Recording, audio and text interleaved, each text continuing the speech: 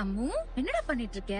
நீங்க எல்லாரும் வேலையா போயிட்டீங்க, எனக்கு போர் அடிச்சது, அதான் டிராயிங் பண்ணிட்டு இருக்கேன். ஆமா, எல்லாரும் போயிட்டோமா? உங்க அப்பாவும் போயிட்டாரா? ஆமா மிஸ். உன்னை விட்டு தனியா இருக்க முடியாது, லோன்லியா ஃபீல் ஆகும்லாம் சொன்னாரு. அப்புறம் எப்படி வீட்டுக்கு போனாரு? ஐயோ மிஸ், அவர் வீட்டுக்கு போல, கிச்சனுக்கு போயிருக்காரு. நான் மட்டும் தனியா இருக்க போர் அடிக்குதுன்னு டிராயிங் பண்ணிட்டு இருக்கேன். கிச்சன்ல என்ன பண்றாரு அந்த ஆளு? என் தம்பி இன்னைக்கு மட்டன் பிரியாணி செஞ்சு சிக்கன் பொரிச்சிடவா? அப்படியே எக் புர்ஜியும் சேர்த்து பண்ணிடலாம். காம்பினேஷன் அள்ளும். என்னது புரிச்சியா? பேரே வாயில நுழையிலையே. நான் இப்படி பண்றது அது ரொம்ப சிம்பிள் தாமா. அதான் நான் கூட இருக்கேன்ல, நான் பாத்துக்கிறேன். முட்டை இருக்கா? இருக்கு. இந்த ஆள் எதுக்கு தேவையில்லாம நம்ம வீட்டுக்கு வர்றது மட்டும் இல்லாம இன்னைக்கு கிச்சனுக்குள்ளேயே நுழைஞ்சிட்டாரு. அம்மா குடுக்குற இடம். அடி காவேரி, இப்படி வீடியோ கால் பண்ணிட்டு உருன்னு உட்கார்ந்தா என்னடி அர்த்தம்? போன்ல பாக்குற உங்களுக்கே நான் கோவமா உருன்னு இருக்கேன்னு தெரியுது இல்ல? ஆனா என் கூடவே இருக்கிற நம்ம அம்மாவுக்கு அது எதுவுமே தெரிய மாட்டேங்குது. அவங்க இஷ்டத்துக்கு எதேதோ பண்ணி என்ன கடுப்பேத்திட்டே இருக்காங்க. அப்படி என்ன பண்ணாங்க அவங்க?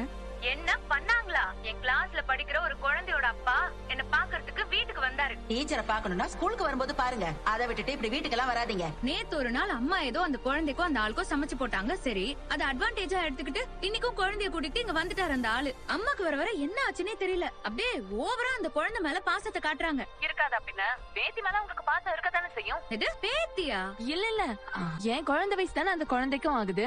அதான் பேத்தி வயசுல ஒரு குழந்தைய பாக்கவும் அம்மாக்கு பாசம் பொங்கி இருக்குன்னு சொல்ல வந்தேன். அந்த குழந்தை மேல பாசமா இருக்கிறத கூட விடுக்கா, அந்த ஆளுக்காக அம்மா எதுக்கு சமைக்கணும்? நம்ம வீட்டு கிச்சன் வரைக்கும் எல்லாம் ஏன் அவர் அலோ பண்ணணும்? அவங்களுக்கு ஏதோ தோணுது பண்றாங்க, விடங்கா. அது எப்படி யமுனா? முன்ன பின்ன யாருன்னே தெரியாதவரை இப்படி வீட்டுக்கு சாப்பிட கூப்பிடவும், கார்ல அவரு கூட என்ன கோயிலுக்கு அனுப்பி வைக்கவும் அம்மாக்கு தோணுது. ஒருவேளை அவரை பாக்குறப்போ அவங்களுக்கு ஒரு மக ஃபீலிங் வந்திருக்கும். விட்டா நீ மருமகன் ஃபீலிங் வருதுன்னு சொல்லுவ போல. இருக்கலாம், யாருக்கு தெரியும். அக்கா விளையாடாதக்கா. அது எப்படி ஒருத்தரை பார்த்த ஒரே நாள்ல அவங்க கூட இவ்ளோ அட்டாச் ஆக முடியும்? அவங்கள இந்த அளவுக்கு நம்ப முடியும்? இந்த நாள் வேற ஓவரா அட்வான்டேஜ் எடுத்துக்கிறாரு. இதுக்கு எதுக்குக்கா நீ இவ்ளோ டென்ஷன் ஆயிட்டு இருக்க? டென்ஷன் ஆகாம உள்ள யார் என்னன்னே தெரியாத ஒருத்தர் ரொம்ப உரிமையா வந்துட்டு போயிட்டு இருந்தா எப்படி இருக்கும்? அம்மாக்கு ஏன் தான் அது புரியவே மாட்டேங்குதோ தெரியல. என் கல்யாணத்துக்குலாம் முன்னாடி வரைக்கும் நம்ம எல்லாரும் சேர்ந்து ஒன்னா இருந்தோம். ஆனா இப்ப வீட்ல நீயும் அம்மாவும் மட்டும் தான் இருக்கீங்க. அதுவும் நீ ஸ்கூலுக்கு போயிட்டு வர வரைக்கும் அம்மா தனியா தாண்டி இருக்காங்க. இப்படி இருக்கிறப்போ வீட்டுக்கு யாராவது வெளி மனுஷங்க வந்து அவங்க கிட்ட பேசினா அவங்களுக்கு கொஞ்சம் சந்தோஷமா தானடி இருக்கும். அந்த சந்தோஷத்துல அம்மா தலகால் புரியாம இப்படி நடந்துட்டு இருக்காங்க. இதெல்லாம் நீ எதுவும் பெருசா எடுத்துக்காதடி. ஆமாக்கா, அவங்களுக்கு தோன்றதை அவங்க பண்ணட்டும், அவங்களுக்கு பிடிச்ச மாதிரி இருக்கட்டும். இதுக்காக நீ எதுவும் அம்மா கிட்ட கோவப்பட்டு இருக்காதக்கா. நான் இவ்ளோ சொல்லியும் நீங்க அம்மாக்கு தான் சப்போர்ட் பண்றீங்கல்ல? உங்ககிட்ட போன் பண்ணி புலம்புன பாருங்க, என்ன சொல்லணும்? நான் வைக்கிறேன். சாப்பிடலாம் அம்மு? சாப்பிடலாம் பாட்டி. காவேரி, சாப்பாடு தயாராயிடுச்சு, நீ உட்காரு சாப்பிடலாம். இல்லம்மா, நான் அப்புறமா சாப்பிட்டுக்கிறேன். அப்ப நானும் அப்புறமா சாப்பிட்டுக்கிறேன். அம்மு இரு இரு, இங்க பாரு, சமத்தா சாப்பிட உட்காந்த குழந்தை பாதியிலே எந்திரிக்கிறா. நீ இப்ப ஒழுங்கா உட்காந்து சாப்பிட சொல்லிட்டேன். உட்காரு. காரணமே மிஸ் மிஸ். அத்தா இருங்க, என்ன பண்றீங்க? நான் எடுக்கிறேன். இருக்கட்டும் மாப்ள. பரவாயில்ல அத்தை, நான் எடுத்துட்டு போறேன். அத்த, உங்ககிட்ட ஒரு விஷயம் சொல்ல மறந்துட்டேன். அன்னைக்கு நான் உங்ககிட்ட இருந்து வாங்கிட்டு போன காவேரியோட மெடிக்கல் ரிப்போர்ட் டாக்டர் கிட்ட காட்டினேன். அப்படியா? நானே இத பத்தி கேட்கணும்னு நினைச்சேன். டாக்டர் என்ன சொன்னாரு மாப்ள? ஆக்சிடென்ட் அப்போ காவேரிக்கு ட்ரீட்மெண்ட் கொடுத்த டாக்டர் என்ன சொன்னாரோ அதேதான் இவரும் சொன்னாரு. காவேரிக்கு தானாதான் எல்லாமே ஞாபகத்துக்கு வரணுமா?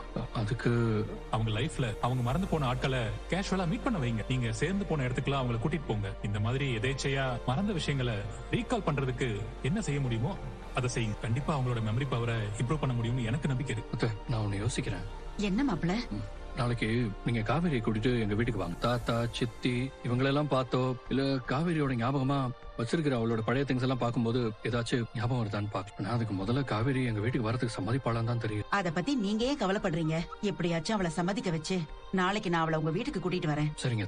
உண்மையிலே பிரியாணி சூப்பர். இன்னும் உங்க கை பக்கம் மாறவே இல்லை, அப்படியே இருக்கு. இன்னும் மாறவே இல்லையா?